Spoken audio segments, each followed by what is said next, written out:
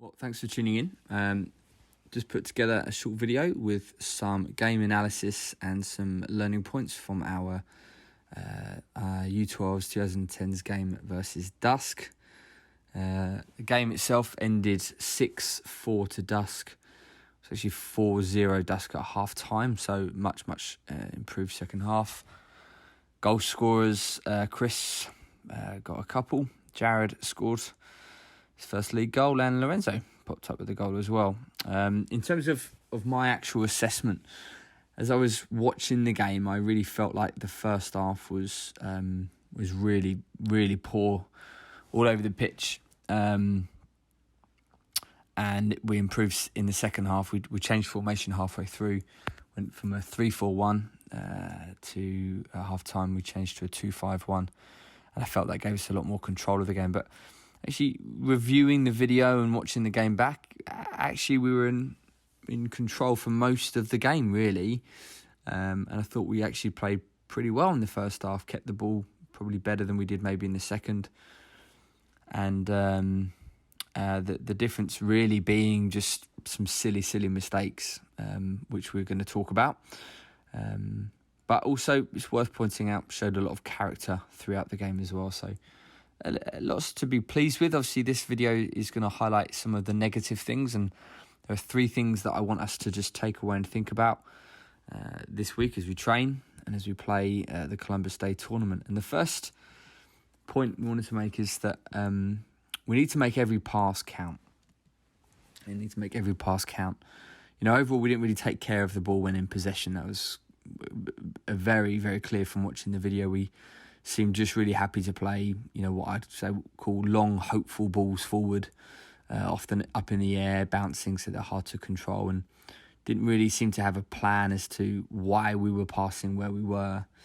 Before the game, in our team talk, we spoke about the importance of playing wide and switching the play until we could find that 1v1. Again, wasn't something that we really saw in the first half, or in either half, sorry. And here are some clips just for us to see kind of some of the choices we made. Here's Chris just playing a long, hopeful ball forward, straight to the DUSC centre-back. And again, we just take it in slow motion. Eli and Chris do well to keep the ball. We had options, midfielders there, the players wide, but just gives it away. Here, free kick, long, aimless pass, up in the air, bouncing. Comes back to us. Chris does well to win it back, plays it into Eli, straight back to DUSC. Chris again wins it back, comes into midfield. Here we go. Played straight back to DUSC. That was 3 times we gave the ball away in 20 seconds. And then, of course, this is the goal. First goal that really, I think, triggered the whole, poor performance in the first half. Poor old Anthony plays it in, but if we just pause it here and slow it down, the responsibility of passing isn't just on the passer, it's also on the players receiving. And so I think Eli and Chris also have to take some responsibility there for failing to really connect and react. And then here's the final example. You know, Hassan and Giovanni try to play out from the back, which is great. Giovanni comes into a trap. His first pass doesn't come off. Second pass played into Max. Max doesn't react. Their centre-back does. And as you see here, straight through the middle. It's another goal for DUSC. So that's the first sort of learning point, and the lesson we need to learn is that we really need to be a lot more thoughtful when we've got the ball. We need to work towards a plan, which we will set as coaches. And here's the point: we need to think through, you know, why are we making a pass? When are we making it? Where are we playing it? And how are we playing that pass? You know, are we playing it in front of the defender? Are we playing it to his left foot, to his right foot? Is it a driven pass? Are we playing it slightly softer? All sorts of reasons, things like that. We must make every pass count. And then the second point I wanted to talk about is to be better in transition. This is something we talked about lots in recent weeks. But for us, several times throughout the game, really, as we went from being in possession to out of possession, all over the field, players were out of position and walking back. And that just leaves us very exposed time and time again, and made it really easy. I didn't think DUSC had to work very hard for any of their goals. And worryingly, 4 out of the 6 goals were conceded in these transitional moments. So, the game could have been a lot different had we actually transitioned better, worked harder for each other, got back into our shape quicker. So just going to show you a couple of clips from these transitional moments. It's a corner. The goalkeeper takes the ball. So we're now trying to transition back, trying to shift back into our shape. And goalkeeper plays over our press, long ball forward. And as you see here, Hassan does one of his many recovery runs. But right now, it's a 2v3. If we just play it further on, they get a throw in. Suddenly now it's a 2v2. Midfielders walking back, not showing any kind of desire to come and help their teammates out. And again, luckily that Hassan managed to clear the ball for us and recover for us. Here's another one. Cross into the box, transitions suddenly out of possession. Right here, it's a 3v1 now on Christian.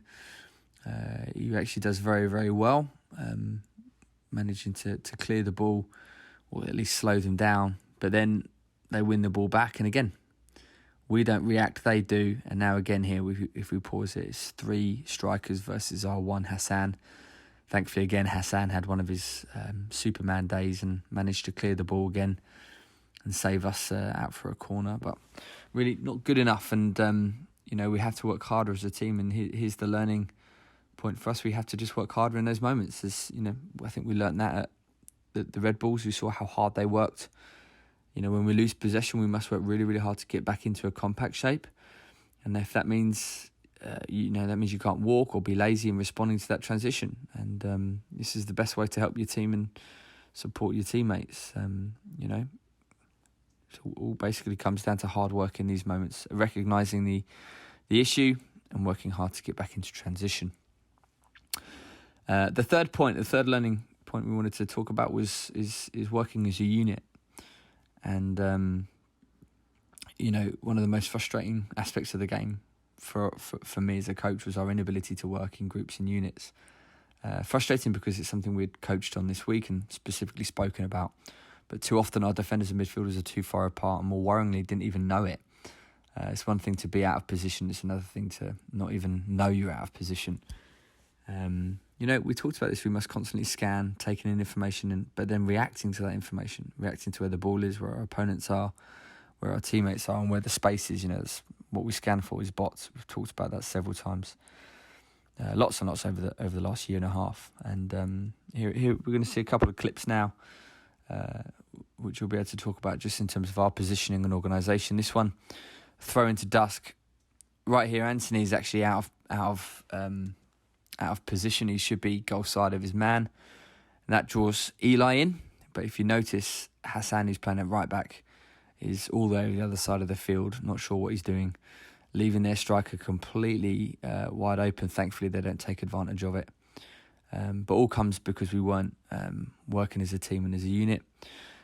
The second example comes from just a long free kick forward. And again, our 2 defenders, Christian and Hassan, not aware of where each other are.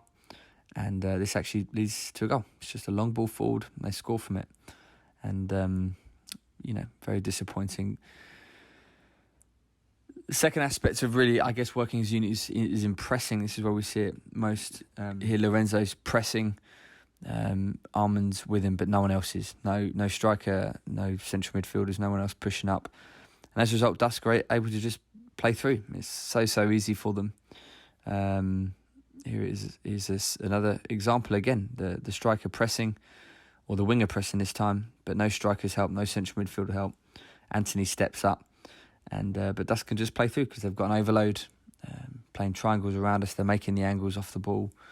And here we see Eli gets drawn out. Anthony's now out. Our CDM has to tuck in.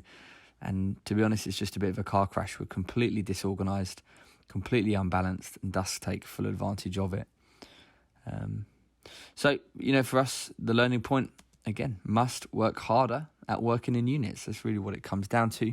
I believe everyone on this team knows it and understands what that means. Scanning, knowing where your teammates are, And, especially when we're out of possession or when we are pressing, we have to go together as a team.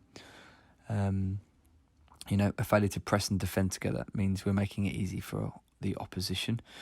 And that's exactly what we did on Saturday. So there are learning points, things for you to be considering. We'll be working on them this week and over the coming month. Make every pass count, be better in transition, and work as a unit. So thanks for tuning in. Make some notes, and we'll speak this week, hopefully at training.